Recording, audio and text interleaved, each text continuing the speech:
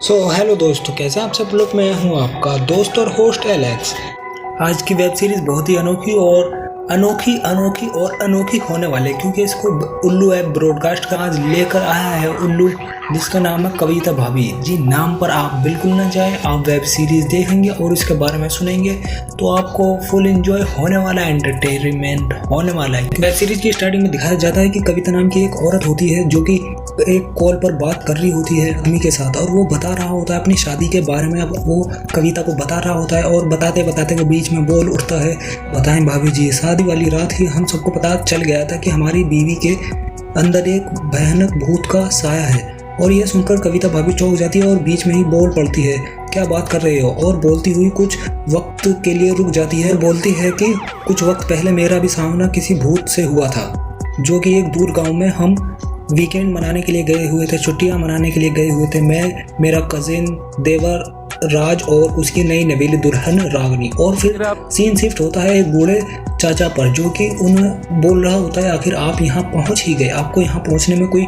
दुख तकलीफ परेशानी तो नहीं हुई, आप सही सलामत आ गए, वही काफ़ी है। तभी भाभी जी बीच में बोल पड़ती हैं, और कैसी गुजर रही है आपकी ज़िंदगी इस पुराने खंडर घर के अंदर।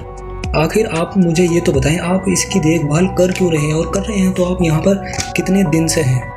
और यह सुनकर बूढ़ा आदमी चुप हो जाता है और कुछ देर बाद डरती हुई आवाज़ में कविता को जवाब देता है, हाँ बेटा, अब मैं भी यहाँ कुछ ही दिनों का मेहमान हूँ, ऐसा लग रहा है। ना जाने कब मंगला का भूत यहाँ आ जाए और मुझे भी मार डाले, और आज ना जाने किसकी बारी है, वो आज ना जाने किसकी बलि देगा, कहकर वो आदमी वहाँ से चला जाता है। और तभी कविता बोलती है, थोड़ी वो डरी हुई और सहमी हुई होती है उस बूढ़े आदमी की बात से, और तभी वो बीच में बोलती है, हाँ, इस गांव में जब मैं आई थी तभी मैंने कुछ आदमियों को कहते हुए सुना था, यहाँ पर कोई मंगला नाम की औरत का भूत सदियों से रह रहा है।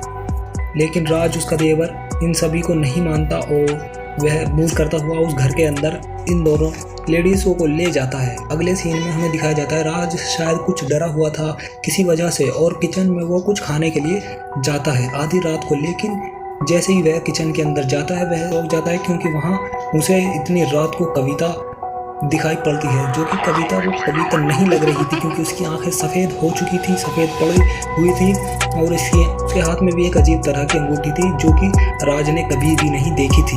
यह देखकर राज बहुत डर जाता है, लेकिन वह डरता हुआ कविता के पास जाता है और कविता उससे पूछती है, देवर जी आप सोई नहीं अभी?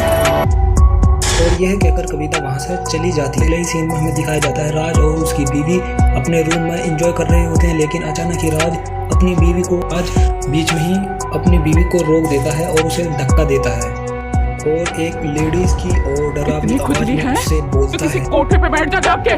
कविता। रागनी यह सुनकर बहुत घबरा जाती है और डर जाती है। वह भागती हुई कविता के पास जाकर रात को सो जाती है। रात को वह कविता को कुछ नहीं बताती, और फिर दिन में जब रागनी कविता को रात की सारी बात बताती है कि कल रात कुछ क्या अजीब उसके साथ गुजरा, और राज वह राज नहीं था जो कि वह पहले हुआ करता था।